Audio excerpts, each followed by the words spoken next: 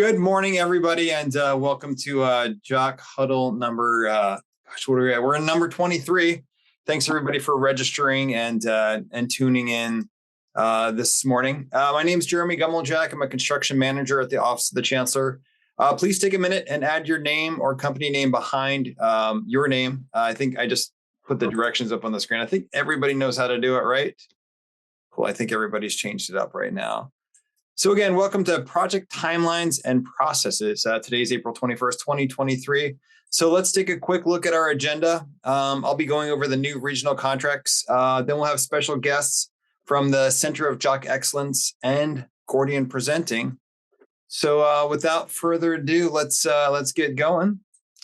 So here's a look at our 2022-2023 regional contracts. These are all still available. Immediate response is going to be expiring next month in May. So I guess if you have any immediate response needs, you can get them done then. But we're going to be sunsetting this program. It's not appropriate for JOC, really. So I think there will be an emergency contract set up, not through construction, but through procurement. So ask them how they're going to do with it. I think there's a couple of contractors that they were already talking to. Very exciting. We have already some new regional general JOC Northern and Southern contracts right up here on the screen. I'll actually throw the link in the chat. But up in the north, we've got North Star Construction Engineering. They are new to the scene. Very excited for them to get started. They're excited to get started too. Mesa Energy Systems in as well. And I just actually got all their contact information. So that'll be posted on the CSYOU page. In the southern campuses, we got Vincor Construction, SJD&B, that's a mouthful. KLD Construction is back, and Harry Joe Construction is back again. So taking a look at our schedule of procurement that I'm working on and my team is working on, JOC regional generals are all done. We'll be opening bids for the JOC roofing contractors next Wednesday. Hopefully those will be ready in 2 to 3 weeks for all your roofing needs this summer. Following that, we're going to do JOC flooring. Gordian did a nice report for me and found out that campuses are doing a lot of flooring jobs. So we're actually going to have a specific JOC flooring contractors coming aboard, which will be followed up by JOC hazmat. We'll do paving again, and we'll do mechanical later in the year.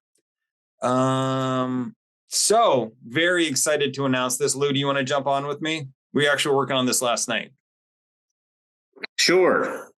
So you do have a contractor evaluation feature in cloud available to you now. The tracking, Jeremy and I went through it last night, put in all the questions and waiting. And it's a way for you to grade your contractor's performance and share it with the contractor so you can share expectations, set expectations, and basically use it as a continual improvement program for your contractor relationship. So not only can you share it with the contractor, Lou, but you can also share it with the Chancellor's office, which would be great when we're pre-qualifying and trying to really figure out what contractors work best on campuses. I know we all have our favorite contractors. We have contractors that we don't mind working with, but then there's other contractors that are challenging, and we need to know. So please take the time and fill out the evaluation. I did this one extremely quick. It was for a project that we just finished here at the Chancellor's office. You can do you just kind of slide the bars up and down. You can put some notes in there if you like, but I highly encourage you to fill these out on each contract. The other thing we have in the program is we have a reporting tool based around this in your management reports that you have access to. And with that tool, you can sort this by contract, by contractor, by project, so that you can see how they performed on their specific projects, or you can see how as a whole they performed over the life of a contract. Great. And then, so maybe Lou, we can, the next time we meet, or maybe as you're talking to the campuses, you can actually show them how to log on and see, how to really measure that contractors and what other campuses are saying about certain contractors. Absolutely. Great. So I'm very excited. Oh, hold on. It didn't go to next slide. I'm very excited to introduce my good friend Rona from the Center of JOC Excellence. She's here to talk about an event that we're hosting here at the Chancellor's office in May. So we're going to be hosting the certificate program from May 31st to June 2nd, right at the Chancellor's office. So if you're a Southern campus, I highly recommend you to come. If you're Northern campus, I highly recommend you coming. Registration is open right now, and I think there's still spots left, right, Rona? Yes, there are. And it's going to be exciting to have a West Coast class. We typically have had classes in Arizona, but not in California. So we've had a lot of requests to come out there and have the program there locally. So we're excited about it. Did you have another slide? I think I do right there. So in case you haven't heard about, I think most of you have been on the call when I joined you to talk about the Center for Job Order Contracting Excellence. It's the National Association for Job Order Contracting, similar to CMAA is for construction management, right? And so under the umbrella of the association is the Education and Credentialing Program. And our credentialing program, if you've been through the CMAA program, ours is similar. It was developed by the same people.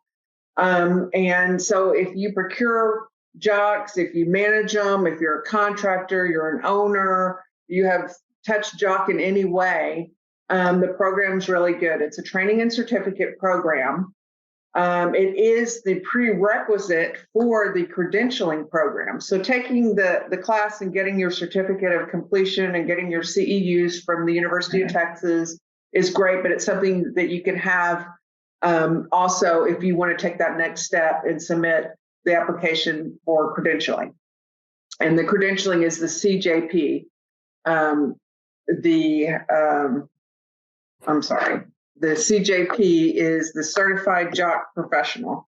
Yeah. So anyway, we encourage all of you to come. Let me share a little bit about the reasons to take the class. In each module of the class, there are owners and contractors both sharing perspectives on each of the different aspects of JOC, right? We have an introductory module, we have the procurement module, the operations module, the legal module, then we have case studies. But I can tell you that over the years that I've managed this program, all of the surveys that come back say that the most valuable piece of this training is learning what each side of the equation needs and wants. Lots of times there's a misunderstanding sometimes of what makes the owner have a successful program or what makes the contractor have a successful program, right? So you get the viewpoints of both sides, and it kind of helps. Lots of times we have programs that have got off the rails, and it kind of helps everybody get back on the rails. So we really encourage you to attend. You'll also have the best practices. You get to collaborate with your other colleagues that are there. A lot of Q&A with each session. There's 6 modules, and then of course there's multiple sessions within each module, but there's a lot of collaboration. And I can tell you that even though we have an online program, the in-person, the collaboration of being able to talk and saying, hey, I have this issue going on. And somebody in the room says, hey, I had that, and this is how I solved it. There's a lot of good stuff that happens there when everybody's in the room together. So I think we covered most everything else there on that slide. Yeah. All right. So if you are interested in this program, it is a nationally recognized credential. It's not just from our association. So you would take this class, you complete the training and certificate program. There's a little exam afterwards. It's all part of the, credentialing people you have to have an exam for something to be right. It's not anything that's that difficult. It's just over the program, over the class. And then you submit the application from the guidebook. So for those of you that are very centered on maybe just one aspect of JOC, we also have the CJP Associate. So lots of people can still get a credential. Like we have a lot of procurement people that have CJP associates. And then there are those that are involved with every aspect of the JOC, and then, and they're more qualified for the regular CJP. So there's something there for everyone. And just a little reminder, I always have this on the slide, that if you do get your credential, like anything else, every 3 years, you reapply, you re-up, just to show that you've had your continuing education and that sort of thing, which most everything that you take from other associations, we recognize in ours. So it's not a difficult task. Great. Rona, thank you so much for all that information. And I put the link up in the chat, talking more about the event at the Chancellor's office on May 31st through June 2nd. Looking forward to seeing you there, Rona, and all the great folks from CJE from all over the country, right? People are coming from all over. Yes, we do have people coming from all over, from Washington, from Kansas, Texas, Atlanta. They'll converge in. They usually do. Hopefully we have a nice, warm, sunny week for you here in Southern California, which it's pretty nice weather about that time. So looking forward to it. Thank you so much. Thank you so much, Rona. So I'm going to hand it over to Gordian right now. They're going to talk to you guys about project timelines and processes, and I'm going to turn it over to Daniel and Lou. Hey, everyone. So today we're going to be talking about project timeliness and processes. What we mean by this is, how do we define what the processes are and what parameters we should be adhering to, but more importantly, how do we not only adhere, but improve on those? So the first thing we always recommend and suggest is the standard processes and communication. What we mean by that is, it's as easy as having an email template that every PM sends out, the start of every job. Communication along every step of the way while we're having the joint scope meetings, issuing the RFPs, doing a formal proposal in the system rather than doing it out of the system. Not only that, but during the joint scope meetings, we should also be setting the tone and setting the expectation for every step along the way. It really does help set this tone for the overall job itself. It's important to communicate the requirements from the general conditions. This should ideally be discussed at the joint scope meetings. We recommend that you have a template on how you want to kick off the project for each job. This is just to establish the cadence that the job will run at. This should include steps that will happen along the way, the general requirements that we will abide by along the way. This is also the bottom of this slide, in red. This is basically showing that it not only covers the contractor, but it covers the campus as well. By having everything in order and following these timelines and general requirements, there's very little room for error and minimal room for miscommunication. Thanks, Daniel. So the next two slides are for daily reports. These are excerpts from the general conditions. These focus on one of the big requirements that gets missed a lot by contractors. This is the daily reports. Again, setting up your job order process and the tone, and making sure the contractors are aware that daily reports are actually required, and they're sublisting of all their contractors of all tiers and the number of workers that are on site. And this should also include the work that's being done on those individual days. Daniel, and this is... You put in a great slide here. I know a lot of campuses don't know about this requirement, but the JOC contractors are actually required to give us a daily report with photos. Right. So this not only provides like a timeline and accuracy of the work, but if DIR comes along and says, well, you reported these many hours of work, we're actually able to go back and double check and make sure that it was there. It helps you with your detailed scope of work and your line items, saying, well, was this work done? Nobody took a photo of the inside of the wall or where the panel is. We all have so many JOC projects. I'm so many projects, not just JOC projects, but at any given time, there's 300 projects going on our 23 campuses. So it's important to call on your JOC contractor and call them out and say, look, give me, it could be as simple as a daily email, right? That just says what they did that day, how many folks were on site, and a few photos. It could be nicer if you want it to, but it would be just as easy as an email as well. So Daniel, thanks for bringing this up. It's a very, very solid point and a requirement of the contract. And the contractor does owe us this. Right. So as Jeremy stated, this is a contract obligation. And we do recommend doing this. Not a lot of people are doing this, but it just helps with processes and record keeping. So again, these are the processes, the 6 steps. There's the joint scope meeting, request for proposals, price proposal reviews, NTPs to JOO issued, to construction started, and everything in between, obviously.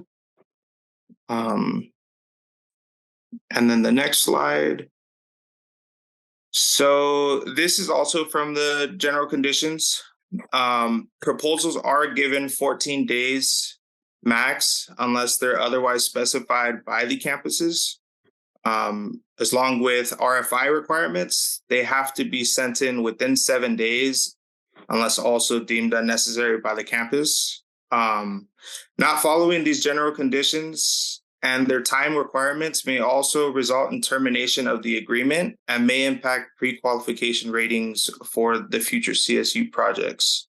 Daniel, another great excerpt that you took from our general conditions. The RFPs, if it's a simple project, it shouldn't take them any more than 14 days. If it's a more complex project, look, I get it. If we get deep into, a scope that, it's a little tricky. The campus has every right to say, look, I'll give you a few more days. Lead time and stuff. I completely get that. But the contract says 14 days. And if you do not hear from your contractor in 14 days, you've got every right to go find another one, to cancel it and find another one. It's not until you issue that notice to proceed. That's when you're married to them. That's when you're stuck. But it should be a telltale sign that if you're not getting that proposal back from them in 14 days, there may be other issues kind of back on that other side of them getting things done in an expedited manner, right? Correct. Next slide. Thank you. Okay, so this chart, this speaks more on the overarching flow of the project itself. Each of you will also get a copy of this after the presentation. This is just a defined flow chart of how the work should go according to the standard operating procedures for Cal State. This really does help stipulate each project along the way for both campuses and contractors. The campus's steps are the highlighted blue colors, and the contractors are going to be in orange. So you guys will get a copy of this also at the end. So this is back when I was actually managing multiple projects. This is a great slide to actually print up and have at your desk, as well as the Gordian Big Note, just as a guide about how things really should be going and the expectations on a project. Great, thank you so much, Daniel. Mm-hmm. So lastly, these are the numbers of days in each stage. It shows that there's 6 average days from creating a joint scope meeting. Usually this should only really take 2 to 3 days, ideally. And then the next one is 7 days from joint scope meeting to RFP issued. Again, this, unless there's anything significantly changing, this should only take about 3 to 4 days. But there's room to improve on that. And average days from RFP issued to proposal received. That one's pretty fair. For smaller jobs, I would say it should only take about 7 days or so. So that one looks good. And number 11, average days for proposal received to proposal approved. This is good considering you guys are going back and forth. making changes that are needed along the way. And 19 average days from proposal approved to PO issued. This tells me that there is some room for improvement here. If you guys also need help reviewing proposals or anything like that, you can feel free to reach out to me. And we can see if we can meet those deadlines a little bit faster. Or any account executive. Thank you. Thankfully, Daniel. Yeah, absolutely. Correct. We'll be real busy, buddy. Yeah, never mind. Don't reach out just to me, but just reach out to. And then average days from PO issue to construction start is about 11. That's pretty fair. And then 46 days from construction start to construction completed. So again, looking at all of these metrics and these dates, this is looking across CSU as a whole. So if you guys want to see your unique campus numbers, you guys can reach out to me individually, and we can review and see what your guys' metrics actually look like. They may be a little bit different, and then we can also look at if there's areas on improvement. Yep. Just a message to all campuses. Every one of your Gordian representatives can help you with all of this. These are the things that these are the key performance indicators that we look at when we're grading ourselves on how we perform. And so it's a way for you to continually improve your processes and speed your throughput at your campuses to focus on these numbers and start looking at how we can improve them. And just to kind of follow up on what Lou said, if you haven't reached out to your account representative, please do. And if you don't know who they are, email Lou and I. We'll hook you guys up with your account representative and make sure that there's a relationship there, an understanding there about getting these projects through your campus. Cool. That's all for me. So yeah, I know. Great work, buddy. Thank you. Thanks, so Daniel. Thank you, guys. Great first presentation for us. Yeah, that was my first time, everybody. So I was a little nervous, but no, you did great. Let's sign them up for the next one. All right, my favorite part. We made it, guys. We're to the question and answers part of today's JOC Huddle. So let us have it either in the meeting chat or unmute your microphone, and please let us know any questions that you have on what Daniel just presented, what Rona presented, or anything related to JOC. Any questions you might have there, or why I keep using this slide? Who knows? Whatever you want to ask. So why I use this slide? My son and I, during the pandemic, we watched all of The Simpsons. We made it a point to watch every episode of The Simpsons from start up until the current point of wherever we're at in the pandemic. But yeah, we religiously watched the entire thing, which is quite a few episodes. Yeah, I tried to do that because it was on Disney Plus, but yeah. It was too many for me. All right, well, good. I guess no questions is good questions. So taking a look at our upcoming trainings, JOC Huddle number 24, we're going to have Belfour come in and talk about how to handle hazmat projects. So date TBD on that. I'm kind of in the middle of a bunch of contracts, but probably June. I'll probably schedule in June, but I'll send an invitation out to all of you. Campus staff using JOC are highly recommended to sign up for the Gordian University Online. Lou can help you with that, or any of your account representatives. Lou, how long does that Gordian University usually take? You can complete most of it probably in about a week. Okay, great. If you take every bit of it. Excellent. So almost all of these JOC huddles are now on CSU Learn and Sum Total. So you can actually take them at your leisure, or if you're a supervisor, you can assign them to new staff or existing staff just to give them a better understanding of kind of what we've been talking about the past few times. I try not to repeat topics too much, but sometimes I do. But thank you, everybody, for registering and attending for JOC Huddle number 23. Have a great weekend. Thanks, everybody. Have a good weekend. Thank you, Jeremy. Thanks, guys. Thanks all.